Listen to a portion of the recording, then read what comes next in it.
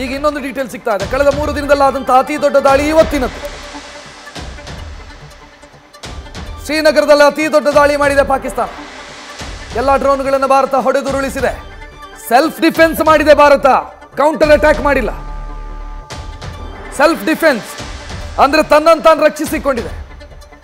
ಎದುರಾಳಿ ಹೊಡಿಬೇಕಾದ್ರೆ ನಾನು ತಡೆದಿದ್ದೀನಿ, ಹೊಡಿಬೇಡ ಅಂತ. ರಿಟರ್ನ್ ಕೊಟ್ಟಿಲ್ಲ.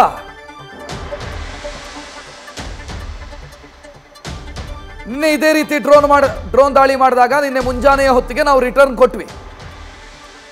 ಪಾಕಿಸ್ತಾನದ ವಾಯುನೆಲೆಗಳನ್ನು ಟಾರ್ಗೆಟ್ ಮಾಡಿ ರಿಟರ್ನ್ ಕೊಟ್ವಿ. 8ಕ್ಕೂ ಅಧಿಕ ವಾಯುನೆಲೆಗಳ ಮೇಲೆ ಭಾರತದ ಮಿಸೈಲ್ ಅಟ್ಯಾಕ್ ಆಯಿತು, ಇನ್ಕ್ಲೂಡಿಂಗ್ ರಾವಲ್ಪಿಂಡಿ ಸಮೀಪದಲ್ಲೇ ಇರುವಂತಹ ಪ್ರಮುಖ ವಾಯುನೆಲೆ.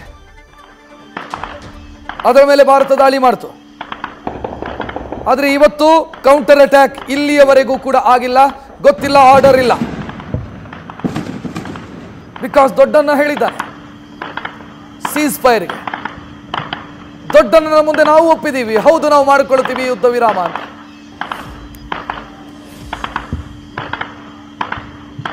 ಅದಕ್ಕೆ ನಾವು ಯೋಚನೆ ಮಾಡಬೇಕಾಗಿದೆ, ಯಾರನ್ನ ನಂಬಿದ್ದೀವಿ ನಾವು.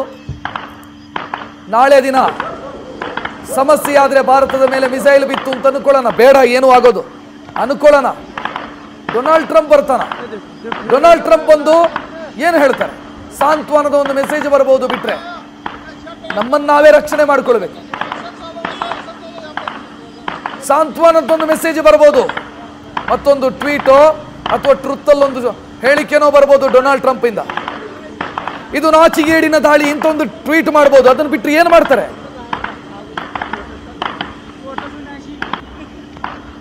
ಡೊನಾಲ್ಡ್ ಟ್ರಂಪ್ ನಮ್ಮ ಬೆಂಬಲಕ್ಕೆ ಬರ್ತಾರ ಗೊತ್ತಿಲ್ಲ ನನಗೆ.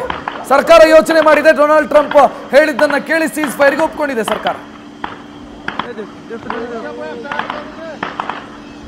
ನಾವು ಮೇಲುಗೈ ಸಾಧಿಸ್ತಾ ಇದ್ದಂತ ಸಂದರ್ಭದಲ್ಲಿ, ಯುದ್ಧದ ಸಿಚುವೇಶನ್ ನಲ್ಲಿ ಮೇಲುಗೈ ಸಾಧಿಸ್ತಾ ಇದ್ದಂತ ಸಂದರ್ಭದಲ್ಲಿ ನಾವು ಕದನ ವಿರಾಮಕ್ಕೆ ಒಪ್ಪಿದ್ದೀವಿ. ನಾನು ಇದನ್ನು ದೊಡ್ಡ ಶಬ್ದದಿಂದ ಕರೀಬಹುದು. ಭಾರತದ ಔದಾರ್ಯ ಇದು, ಭಾರತದ ಔದಾರ್ಯ, ಭಾರತದ ಔದಾರ್ಯ, ಉದಾರತೆ ಹೇಳೋದಕ್ಕೆಲ್ಲ ಚೆನ್ನಾಗಿದೆ. ಭಾರತದ ದೌರ್ಬಲ್ಯ ಇದು. ಐ ರಿಪೀಟ್, ಭಾರತದ ದೌರ್ಬಲ್ಯ. ಭಾರತ ಸರ್ಕಾರದ ದೌರ್ಬಲ್ಯ.